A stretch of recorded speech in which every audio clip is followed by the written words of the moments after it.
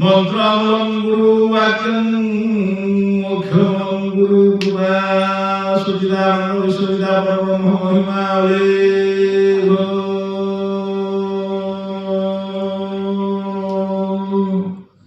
अलेख महिमा थार ठाकुर अटंती प्राण गुरु ताको करुणारु सकल मिलिव लेखा होइछि पूर्वरु श्री गुरुଙ୍କ नाम आम्भ फंगाबुसी अन्य नाही रोजगार जहाँ चाहुथिले ताहा मिलुअछि खोला होइछि भंडार शत शत आर शत शस्त्र धर जणान करुछि मुहि तत्त्वमनरे मु गुरुଙ୍କୁ कहुछि कदाच सत्य नाही साधु सुज्ञर गुरु सेवा कर ब्रह्मरे हुଅ भक्ति अशेष जन्मर गौश राशिरे अवश्य देवे मुक्ति अनेक भावे मु अनुसरी अछि विश्वास करिले बोली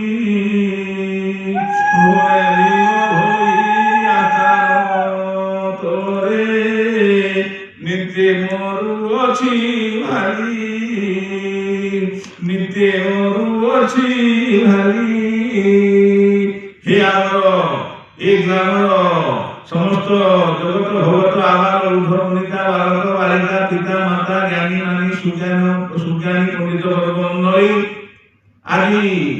আজি এই অখণ্ড ব্রহ্মযজ্ঞরে রাম ভক্ত রাধা মা পারিশ্রমিক অর্থରୁ অখণ্ড ব্রহ্মযজ্ঞ ପ୍ରାରମ୍ଭ ହୋଇ ମଧ୍ୟରାତ୍ରି ଅତିକ୍ରମ କରି ସାରିଛି। ତେଣୁ ହେ ଆମର ଶ୍ରୋତା ଏବଂ ସମସ୍ତ ମାତୃବର୍ଗ ମାତୃସ୍ଥଳରେ ସ୍ଥାନ ପାଇଥିବା ସମସ୍ତ ମାତୃମଣ୍ଡଳୀ ଏବଂ ପିତୃବର୍ଗ ସମସ୍ତ ବାପା ମାନଙ୍କୁ ମୁଁ ଅନୁରୋଧ କରୁଛି, ମୁଁ ଆବେଦନ କରୁଛି, ମୁଁ ଅନୁରୋଧ କରୁଛି ଯେ ଛାଡ଼ି ଗଲେ ଯିବ ଓ କାରଣ ହେବ ଏ ପିଣ୍ଡ ପଡ଼ିବ କାହିଁ ସ୍ୱର୍ଗେ ଦେବଗଣ ସ୍ତୁତି କରୁଛନ୍ତି ଦୁର୍ଲଭ ପାଇଁ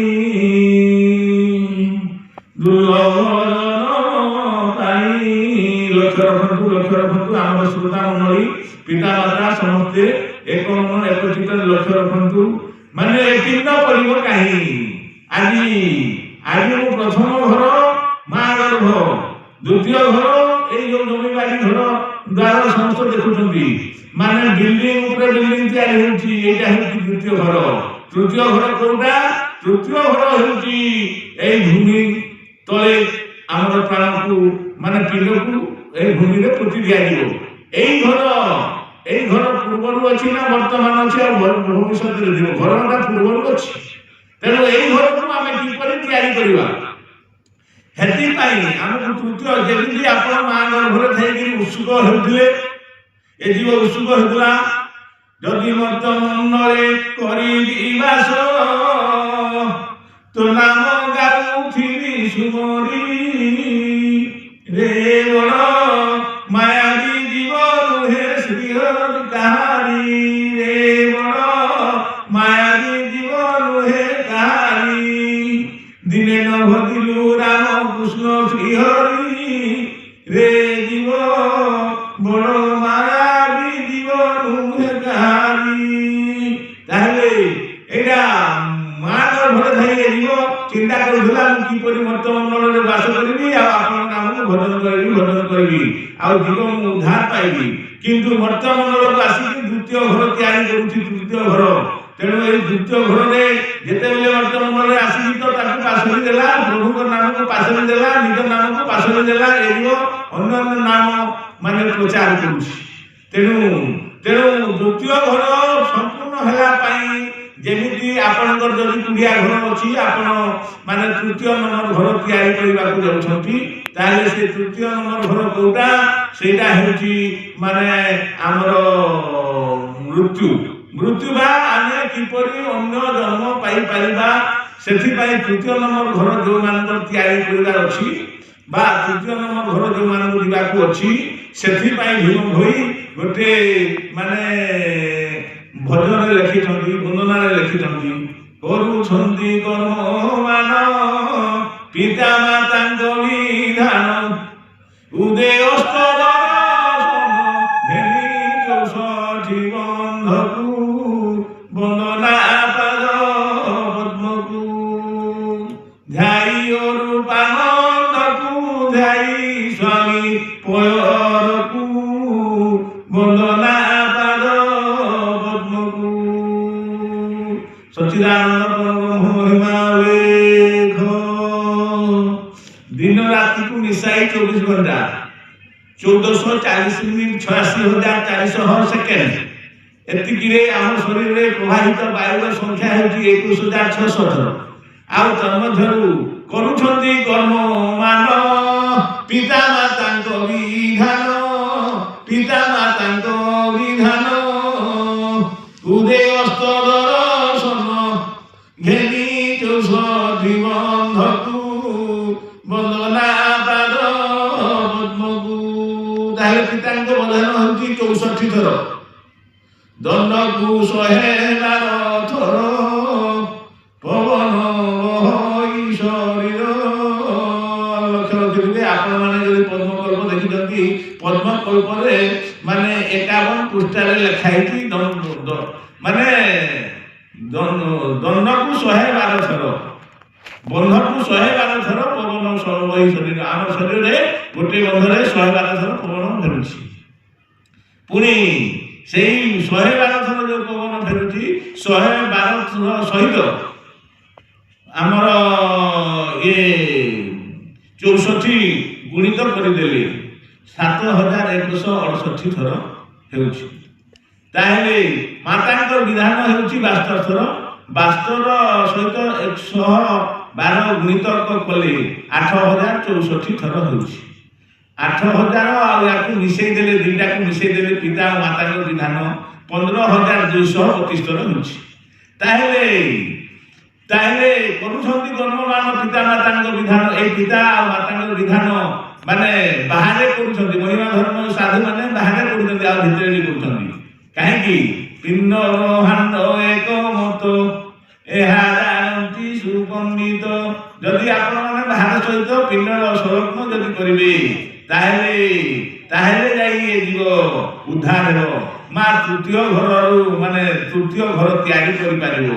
तेने महिमा धर्म रे संक्षिप्त भाव रे सरल भाषा रे माने अति लोकंकु माने बुझी पारिबे, आ अत्यधिक भाव रे माने ए जीव तृतीय घर तैयारी करि पारिबो बोली भीम भई एटा माने जन समाज को प्रेरणा दैछंती। प्राणीर भल मंद वाणी मरण काले ताड़ी।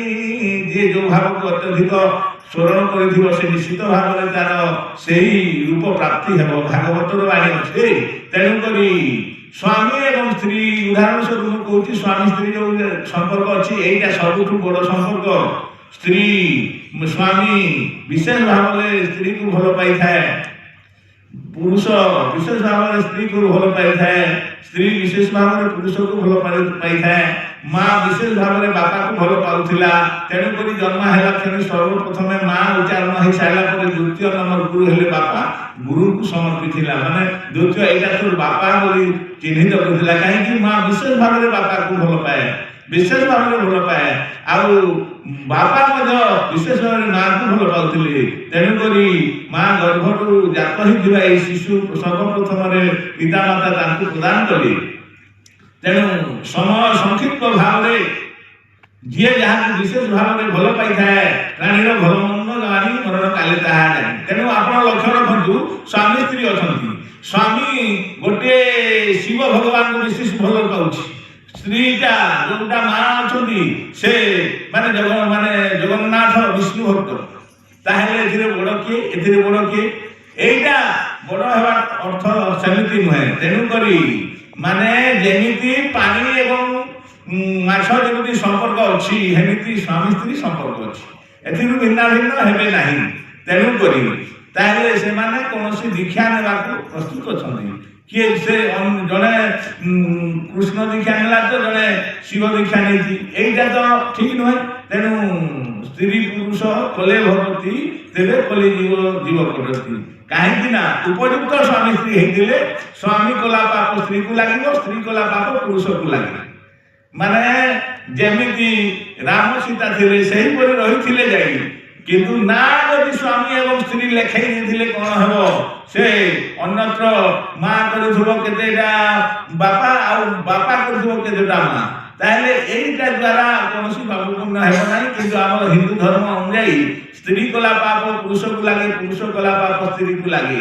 ତେଣୁକରି ଏହି ସବୁରୁ ମୁକ୍ତି ପାଇବା ପାଇଁ ଆମକୁ କୌଣସି ଗୁରୁ କରିବାକୁ ପଡ଼ିବ। ତାହେଲେ ସେଇ ଗୁରୁଙ୍କ ମାଧ୍ୟମରେ ଆମେ ସେହି ସ୍ଥାନକୁ ପହଞ୍ଚି ପାରିବା, ତୃତୀୟ ଘର ସ୍ଥାନକୁ ପହଞ୍ଚି ପାରିବା। ତାହେଲେ ଗୁରୁ କ'ଣ? ଗୁରୁଟା ହେଉଛି ହଂସ। ଆପଣ ଦେଖିଥିବେ କ୍ଷୀର ଏବଂ ପାଣି ଯଦି ମିଶିଥିବ, କ୍ଷୀର ଏବଂ ପାଣି ଯଦି ମିଶି ଯାଇଥିବ ତାହେଲେ କ୍ଷୀରକୁ ଆଉ ପାଣିକୁ ଅଲଗା କୌଣସି ଲୋକ କରିପାରିବେ ନାହିଁ, କେବଳ ରାଜହଂସ କରିପାରିବ, ବତକ କରିପାରିବ। ସେମିତି ଜୀବ ଆଉ ଆତ୍ମା ଯେଉଁ ମିଶି ଯାଇଛନ୍ତି, ଏଇ ଜୀବ ଆଉ ଆତ୍ମାକୁ ଭିନ୍ନ ଭିନ୍ନ କଲେ ଯାଇ ଜୀବଟା ମାନେ କିଛି ମୁକ୍ତି ପାଇପାରିବ। ଆଉ ଆତ୍ମା ସହିତ ମିଳିକରି ଥିବାରୁ ଆମର ଶରୀରରେ ଜୀବାତ୍ମା କହୁଛନ୍ତି। ତାହେଲେ ଜୀବ ଜୀବ ଜୀବ ଯୁବତୀ 100 ଯୁବତୀ, ଜୀବର 100 ଯୁବତୀ ଏକ ପତି, ମାନେ ଆଉ ସେ ହେଉଛି ପରମ। ତେଣୁ 5 ମନ 25 ପ୍ରକୃତି, 100 ଯୁବତୀ ଏକ ପତି, 100ଟା ପ୍ରକୃତିରେ ଗୋଟିଏ ମାନେ ପତି ଅଛି ଆତ୍ମା, ତାକୁ କହନ୍ତି ଜୀବାତ୍ମା। ତାହେଲେ ଏଇ ଆମ ଶରୀରସ୍ଥ ଥିବା ଏଇ ଘଟରୁ ପ୍ରାଣ ଚାଲିଯିବା ପରେ କୋଉଠିକୁ ଯାଏ? ଦ୍ୱିତୀୟ ଘରରୁ ତୃତୀୟ ଘର। ଆଜିର ବିଚାର ବା ଆଜିର ବିଶେଷ ପ୍ରସଙ୍ଗ ହେଇଛି ମାନେ ଦ୍ୱିତୀୟରୁ ମାନେ ଘଟ ପ୍ରଥମରୁ ଗଲା ଦ୍ୱିତୀୟ, ଦ୍ୱିତୀୟରୁ ତୃତୀୟ ସ୍ଥାନ କୋଉଟା? ଦ୍ୱିତୀୟ ଘର। ଏଇଟା ଦେଖୁଛି ବର୍ତ୍ତମାନର ଏଇଠୁ ଯୋଉ ଘର ତିଆରି କରିଥିଲେ ଆପଣ, ଠିକ ସେହିପରି ଭୀମ ଭୋଇ ଲେଖିଛନ୍ତି ବା ସନ୍ଥମାନେ ଲେଖିଛନ୍ତି, ଆମର ବେଦରେ ଲେଖା ଅଛି ଯେ ଏଇ ଜୀବ ମାନେ ଯୋଉଠୁ ଆସିଛି ସେଇଠିକି ଯିବ। ମାନେ ଜୀବ କୋଉଠୁ ଆସିଲା?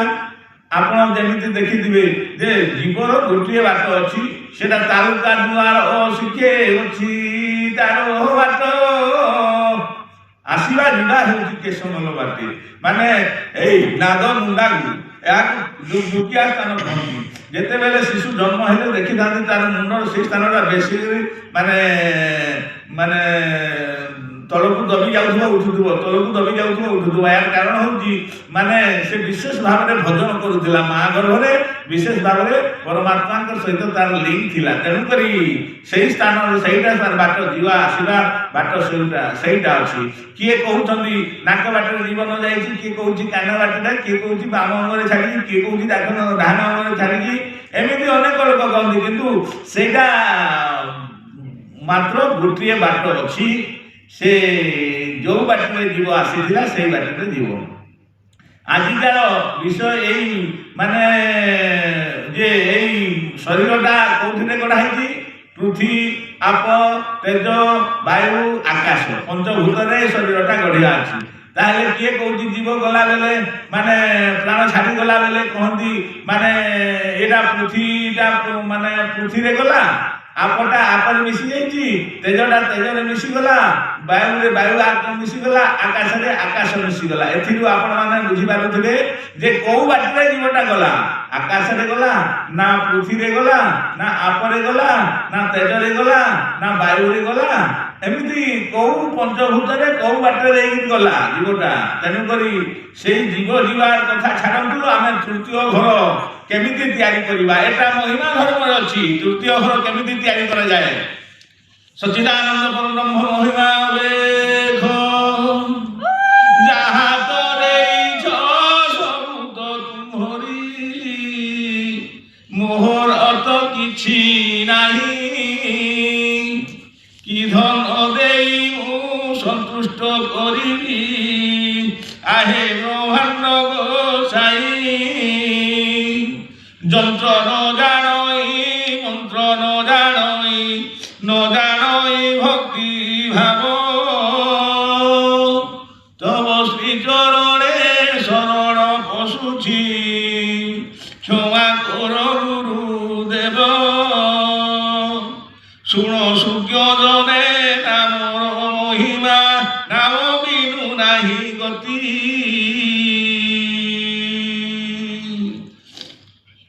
ନାମରେ ଆତ ଜାତ ହେଉଅଛନ୍ତି, ଚାରି ଯୁଗେ ଏହି ପୃଥ୍ୱୀ। ନାମ ଛାଡ଼ିଦେଲେ ଦେହ ଛାଡ଼ିଯିବ, ଧରିଥାଅ ଦୃଢ଼ କରି। ଗୁରୁପାଦ ଧ୍ୟାଇ ବଳେ ଭୀମ ଭୋଇ, ଦିବାନିଶି ଆସ୍ତେ କରି। ଗୁରୁ ମହିମା ଲେଖ। हे आनंद जगत भगत आबाल वृद्ध वनिता बालक बालिका पिता माता ज्ञानी मानी सुज्ञानी पंडित वर्ग मंडली समस्ते होई एक मुख डाकती नारायण लक्ष। जोठी हेले मध्य संख्या गरिष्ठता हेले प्रभु निश्चय शुणिले। तेणुक भीम भाई जाणिक माने जगत भगत जन आस लोड़ा प्रभु। हे जगत माने हे जगत माने हे बाली माटी हृद पंक पहाड़ पर्वत नई नाल जो पथर अछ घास गछ समस्त को आह्वान करुछि। जीव माने तो निश्चय उद्धार हो। कहीं जीव माने हेले छेली मेंढा पारा कुकुड़ा हंस बतक माछ बेंग माने गंडा गयल इत्यादि जेते पशु जन्म जेते नर एवं मनुष्य यही समस्ते दिने उद्धार पाइबे। कहीं जीव अच्छी जीवर अन्य नाम हूँ ब्रह्म। ब्रह्म नाम को से निज नाम को छाड़ी परिभ्रमण करुच्ची। निज नाम को जब भजन कर निश्चय दिन उद्धार हो। तेणु भीम भाई कहले एमान तो उद्धार हो जिते जीव समूह अच्छा हेले निर्जीव जोटा अच्छा गछ जमी छाई प्रदान करुच्ची फल दौची पुष्प दौची से केवे नीरव हो रही। तेणुक घास प्रार्थना करुच्ची पथर प्रार्थना करुच्ची हे महाबाहु मते लोक साइड कर काटी नियंतु ब्लास्टिंग कर नियंतु किंतु मोर अंतर आपण नाम जो सत्ता मोर शरीर अच्छी सहीटा विनष्ट होना। केमिति गले विनष्ट हो नहीं वर्षा काल रे बिजुली मारिले घड़घड़ी शब्द हेले माने पथर उपरे पड़िले मोर आउ सत्ता रहिबो नाही। मु पथर जन्मरू मुक्ति पाइबी नाही। तेणु कर भीम भई एई पथर पाई एई घास कहूची जेमिति मोर चेर उपुड़ी केमिति न जाऊ घास जासी घास स्वरूप रे काटी नहीं जाऊ गोरु माने मते खाई जांतु हेले चेरटा उपुड़ी न जाऊ। एइटा जेमिति भीम भई कहिचंती ठीक सही परी भीम भईंकर भाषा रे जगत समस्त बाली माटी हृद पंग सबुठारे प्रभुकर सत्ता पूरी अच्छी बोली समस्त को आह्वान कले। भगत माने किए ये जीव मात्र किए आपण माने आमे माने जो छेली मेढा पारा कुकुड़ा हंस बतक गाई गोरु इत्यादि समस्ते माने उद्धार पाइले। तेणु करी जणाउछि मुझे भक्ति भाव जे आहे अणिमा अनंत तीनी ब्रह्मांड रे जेते जीव अछंती समस्ते तुम भगत। हे प्रभु ब्रह्मांड रे स्वर्ग मर्त पाताल जेते जीव अछंती आपनकर भक्त आपण निश्चय भक्त को उद्धार कर नेबे। किंतु ये जो जगत अछंती एमान को उद्धार करबा पई मु आपनकर ठारी माने आपत्ति करूछि। हे महाप्रभु माने एक खंड हाड़ उन्दाए उधिर खुटे मांस जाणई तेणु करी सिना प्राणी को विकल सही न पारई ବିକଳ ତଥା ଏଇ ଯୋଉ ବାଲି ମାଟି ହ୍ରଦ ପଙ୍କର ଉଦ୍ଧାର କରିବା ପାଇଁ ଭୀମ ଭୋଇ କହୁଛନ୍ତି ମୋ ଜୀବନ ପଛେ ନୌକେ ପଡ଼ିଥାଉ ଜଗତ ଉଦ୍ଧାର ହେଉ। ଜଗତ ମାନେ ଭଗତ ତ ଆଗରୁ ଉଦ୍ଧାର ହେଇଗଲେ, ତେଣୁକରି ଜଗତ ମାନଙ୍କ ପାଇଁ ସେ ଉଦ୍ଧାର ହେବା ପାଇଁ କହିଗଲେ। समझदार वाले को इशारा काफी है। जो मैंने जो सोया वो खोया, जो जगह वो पाया, जो मैंने मोर कहूला कथा को मैंने विश्लेषण करेंगे नहीं से माने किसी पथ पाई पारे नहीं। आउ आपण जिते ज्ञानी मानी मैंने अच्छा सुज्ञानी पंडित वर्ग कहबारे भूल थी क्षमा देवे। एणुक आपको जनाऊँगी जे पंचभूत केमिति ये घोटारू भीम भोईकर भाषा आमर माने आमर ए जीव केमिति उद्धार पाइब से आमको तृतीय घर केमिति तैयारी करने को पड़ो। तेणु भीम भोईकर भाषा मु आपण मानू संक्षिप्त भाव में कहूँ माने प्रभु को माने समर्पण यार पूर्व समर्पण बाबद में कही जाइए से आपणकर यही समर्पण माने जन्मगत जो गोटे जमी जन्म पाई यही जीवन में दुर्लभ जन्म एटा केते जन्म जन्म होता से जन्म तक दोष कटिबा पूर्व को 7 थर आउ यही शरीर में पंचभूतर प्राण जो छाड़ी से 5 थर शरण करा जाए।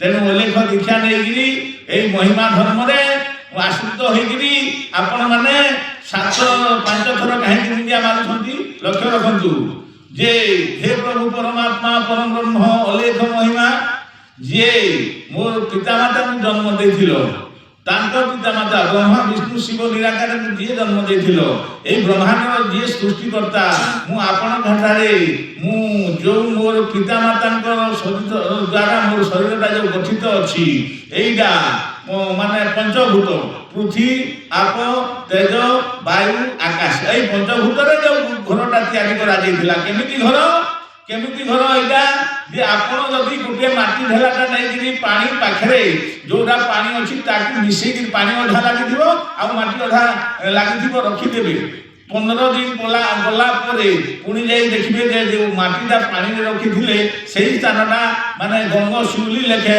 पत्र फुटी जाइए पुणी किसी दिन पर देखिए से माने ऊपर को गजा उठी आसी आउटा शिवली लेखाएं देखा जाऊँगी कहती शिवली शिवली हो जापर हेतु माने सूर्यर किरण पड़ी आउ पानी भी मिसी वायु भी प्रभावित हो पृथ्वीटा हूँ माटी से स्थान माने आकाश से सीधा तल को जो पंचभूत सहयोग पाई पृथ्वी आप तेज वायु आकाश से जीव सृष्टि तेणुक जीव कौठू आसूची आकाश मंडल आसूची से जीव कौटी की नहीं आकाश को जीव तेणु पृथ्वी जीव जाए आपरे जाए वायु रे जाए तेज रे जाए आकाश रे से आसीथिला आकाश रे जीव आमर नाद मुंडा रे जीव आसीथिला ए बाटे से जीव तेणुक ये जीव जो कर पाप मान घर तैयारी करने एत परिश्रम कले आप द्वितीय घर पाई केते इटा केते बाली माटी पंक पथर सिमेंट इत्यादि केते कुली केते रेजा केते टंको खर्चा